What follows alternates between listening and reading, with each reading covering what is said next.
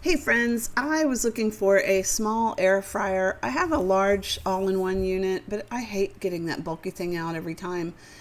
So I was looking for a small air fryer that I could use at home and then also maybe put in my camper.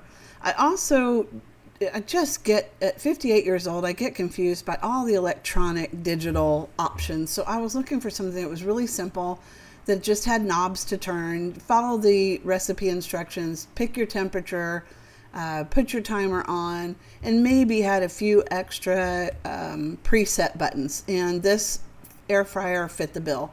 It's small, it's compact, it's easy to use, it's easy to clean. So this isn't going to cook a full meal for your whole family. It's basically for one or two people, or if you want it just to make some side vegetables or a side dish. For example, I plan on using it to make French fries for my grandsons that are coming to visit because that's all they'll eat, but I don't want to heat up my house. My first attempt using it was with pepperoni rolls and they turned out great. I really like this air fryer and I think you will too. Thanks for watching.